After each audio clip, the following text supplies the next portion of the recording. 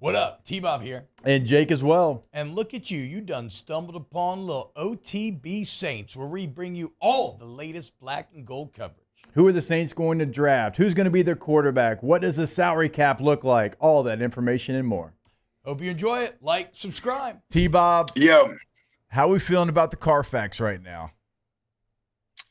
I mean, it's not good. But I mean, it's not just Derek Carr. The whole thing, it's just bad right now. I was thinking a lot about this. Like, if we lived in ancient times, and you see, because like, okay, first off, let's take a step back and let's be completely honest about this. There's nothing surprising about the Chiefs dominating this game. There's a reason why none of us picked the New Orleans Saints to win this game. The Saints were mid to begin with. Then a mid team caught a pretty extreme amount of injuries and continues to catch said injuries.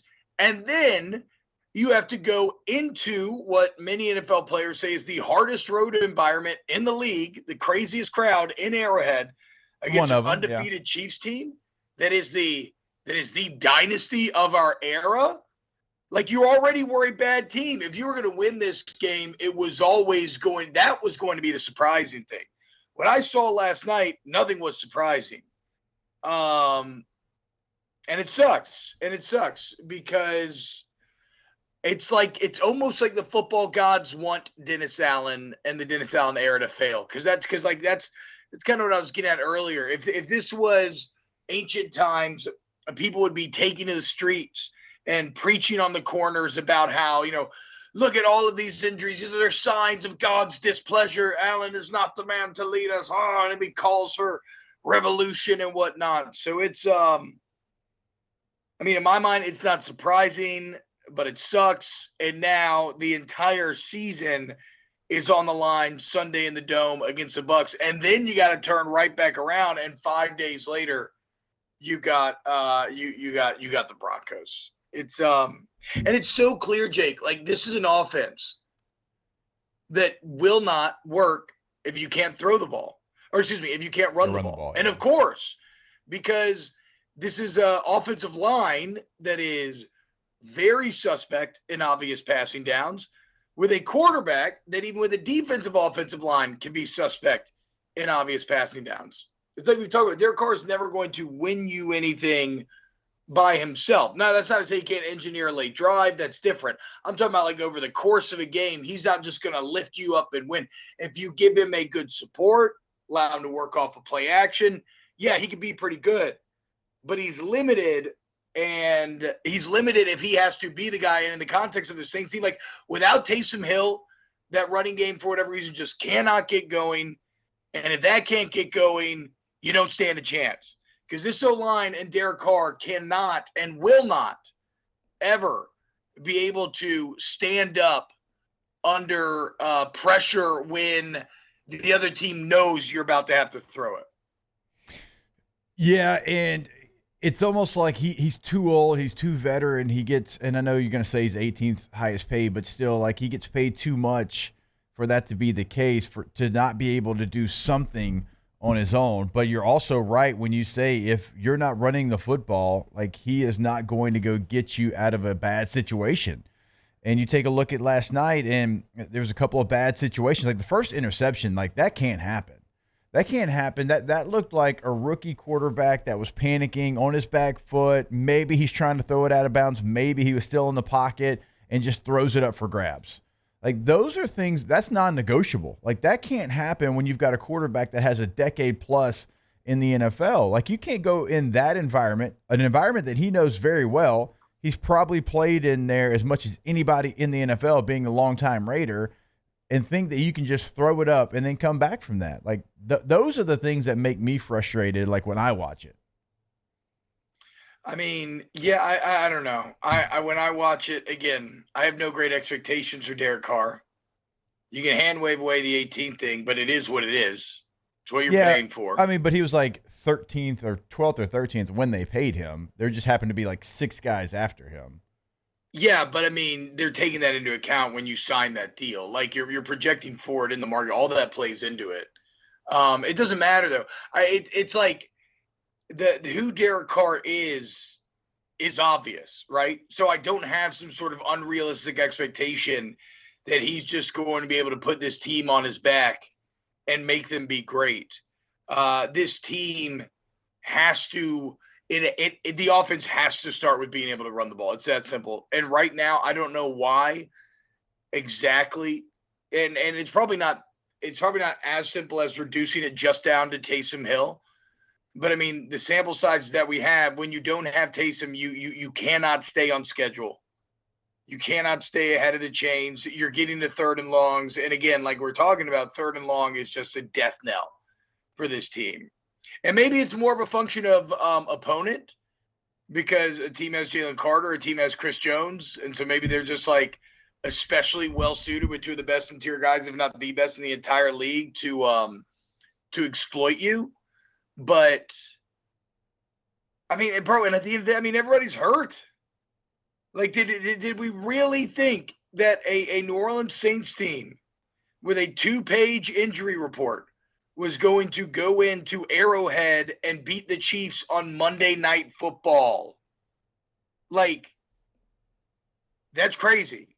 Yeah, That's crazy. I don't think anybody. Well, at least I hope they didn't think that they were going to go in there and win it. If they did, we need to have a conversation. I did think it would be a little bit more competitive in some of the areas where you were banged up. You realize that. I mean, they doubled you up.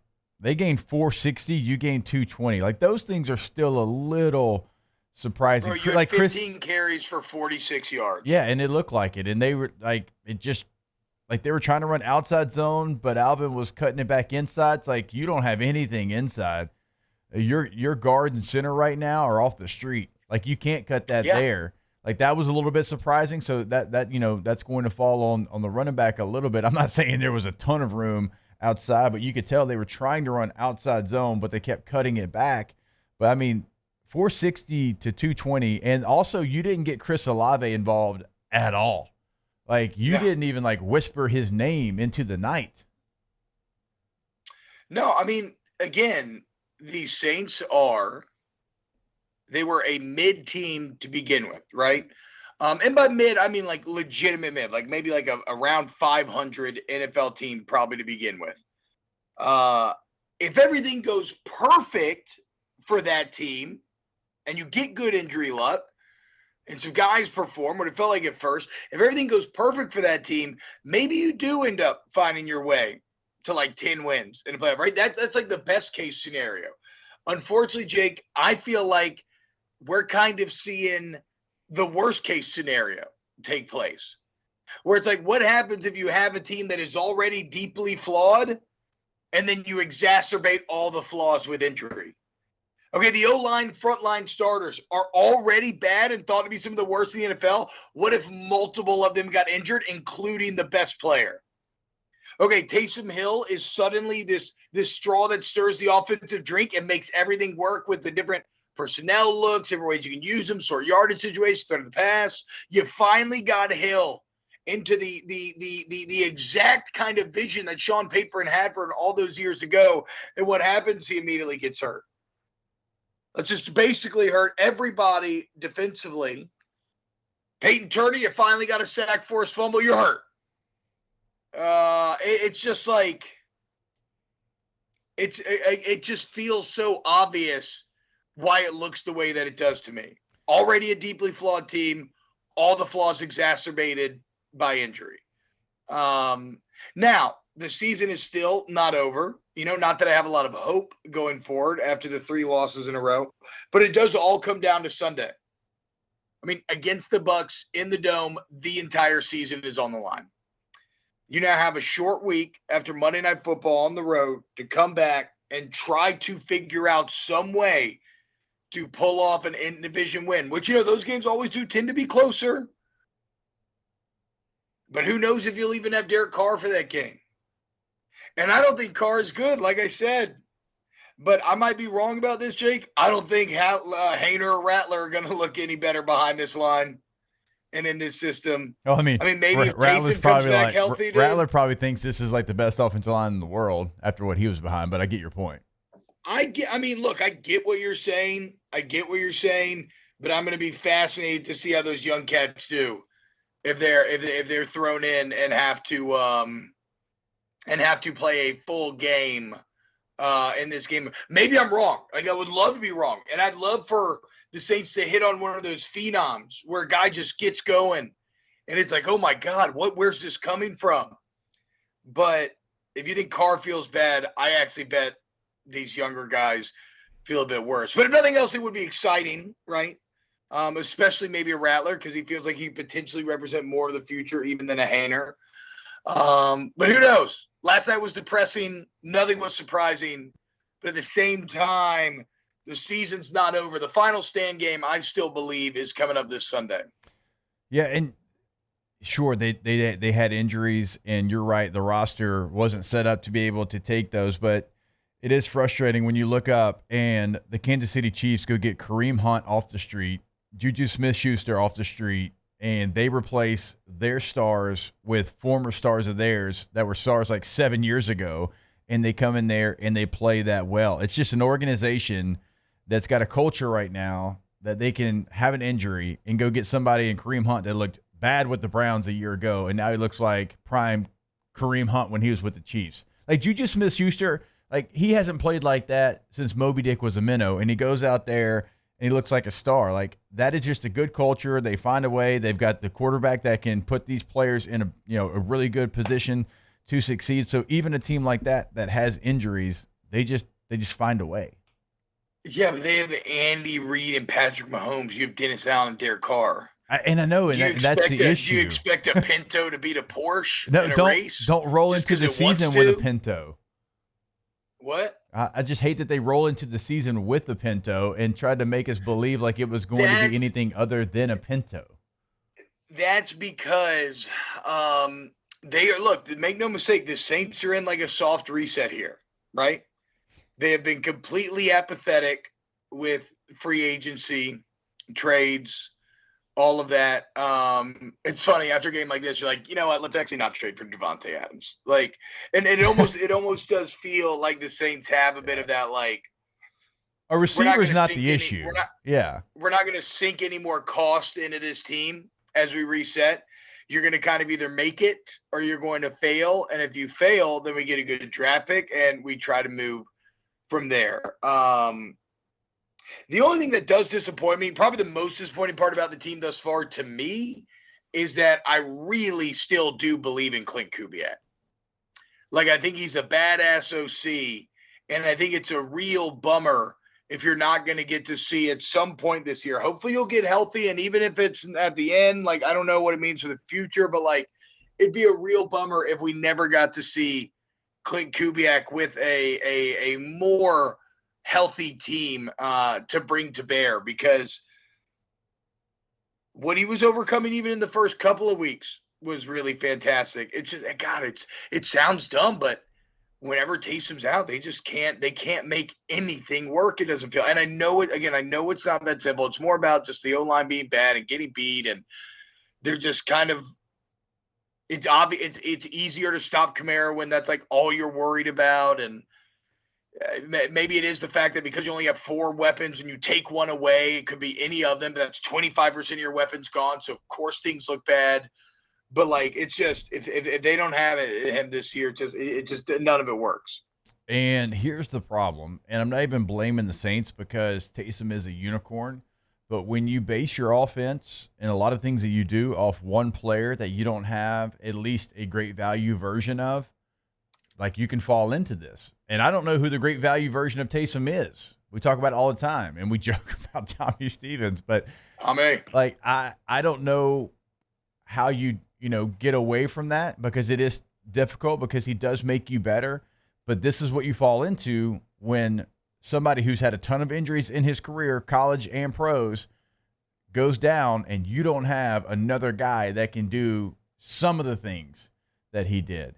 You know what I'm saying? Like, you don't have anybody on the roster. Now, again, I know there's not a lot of people walking the streets that have his skill set. We can take the throwing the football out of it, though. Like, they're not asking him to throw the football anymore. And when you don't have Yeah. somebody to come in that does what he does, this is what it's going to look like. Like, the offensive line injuries, sure. Like, those are, crushing you right now. I would say the Eric McCoy is. Cesar Ruiz, not so sure. But, like, those are hurting you right now. But it's not having Taysom because a lot of things go through him. And when you don't have another version of him, then you can't run a lot of the things that you do or want to do. And to your point, you make a very good point. It's a bit surprising they don't have some better analog for him because he's not really throwing the ball, No. right? Like, I don't know who the other athlete would be that maybe you train up in there. Is it a running back? I mean, it's probably not fullback fully because not many have the athleticism of a used chick. But, like, I'm surprised that as like you're saying, Jake, I'm really surprised that it doesn't seem like you developed anybody else for that sort of gadgety type of role. And even if it's not nearly as good, at least like those avenues of the playbook and personnel packages and play calling styles stay open. Whereas right now, Taysom's out and it feels like they just completely shut down. Wow, just amazing black and gold takes right there, Jake. I don't think I've ever heard any takes that are better than the two guys that just gave you that take. And you can keep getting them by going ahead and liking, subscribing, ringing the bell to get notifications when we post. Have a great day. We'll see you on the next OTB Saints.